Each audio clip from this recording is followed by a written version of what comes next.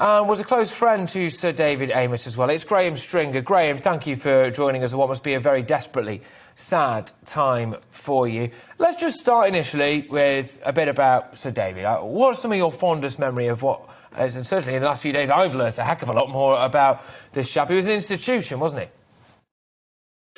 Yeah, he was. You always felt with David that in the next 10 seconds he was about to crack a joke about something. So it was pleasant to be with him. A smile was never far from his face. I will be the 100th or 200th person to say he was a kind person. One of the spaces we shared, we're both on the speakers panel, which means we chair bill committees and Westminster Hall debates. And the least popular slot in that is Thursday afternoon when people are on their way home. David and I were often there, and if the business was finishing slightly earlier than normal, he'd just text me or say, I'll carry on with this, you get on a train and go back to Manchester. So he's a kind man, interested in all sorts of things. I agreed with him about some things. I agreed with him about Brexit, disagreed with him about abortion, but he was never a barrier to having a relationship or a chat with him about whatever was current. It almost sounds like politics done properly, in a way, doesn't it, really? Now, I just want to move away slightly from the tributes to Sir David and just discuss, really, how protected or otherwise you feel as an MP. There has been some quite harrowing footage that's come out today, actually, of Michael Gove being harassed, which I think, in light of what we've just seen with Sir David, to say it's in poor taste is an understatement, to be fair. But how do you feel about... Here we go, in fact, actually. We've got it here, just before I get your answer. If people haven't seen this at home, there's, obviously, Michael Gove, and he's certainly not dancing at this particular moment in time. In fact, he's being harassed, and the police have to surround him. And at one point towards the end of this clip as well, you will see what looks either a little bit like a paper cup or maybe some kind of plastic bag that's tearing it in. That could have been something else, let's be honest. So it's pretty harrowing stuff. There's a mob, really, and let's have it right. It is a mob of people around. Now, it comes in light of the fact that should all MPs have close protection? Should all MPs have protection outside their surgery? Should MPs essentially have a police officer holding their hand at all times? And I'm quite keen to get your views on this. How protected do you feel? Do you want more protection? I think protecting MPs is impossible on a day-to-day basis. I live in my constituency.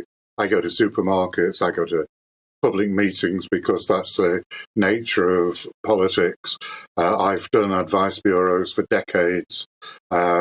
Because of the nature of the constituency, I don't have appointments. People turn up in queue and I see them in order. It's impossible to protect an MP in that situation. Even if you put security into the advice bureau, you have to get there and get back. I go on the tram, I go on buses. I'm seeing about the constituency, as are most MPs.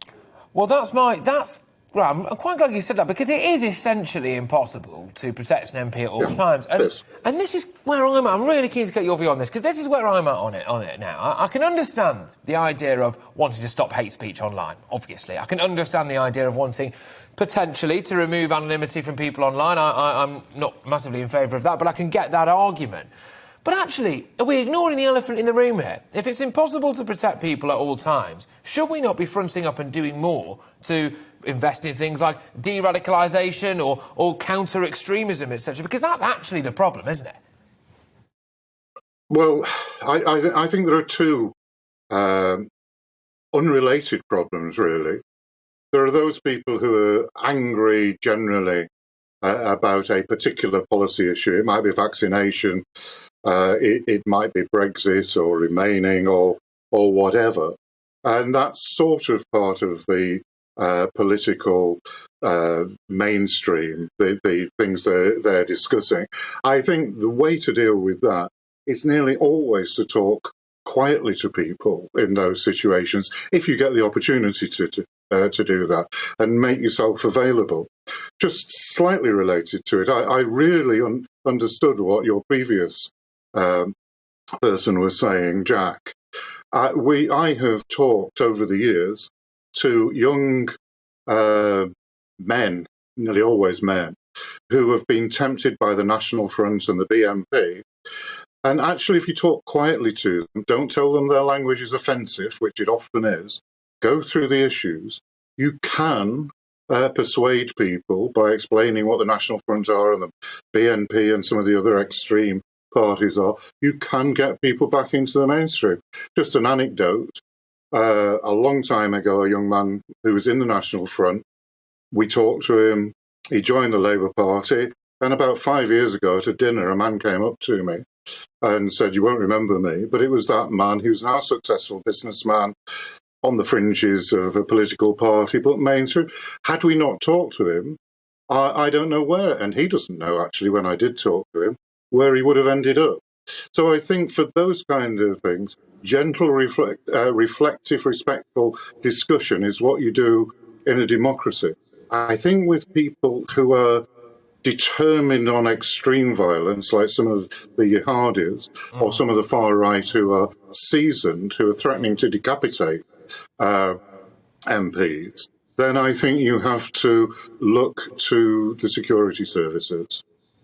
Just very quickly, I'm being a bit shouted at here, Graham, so sorry about this, bit in my ear, but just very quickly, do you believe someone can be de-radicalised? Like, properly, genuinely, if someone, you know, because we've had the Fishmongers Hall one being the obvious example people will keep pointing to suggest that you can't.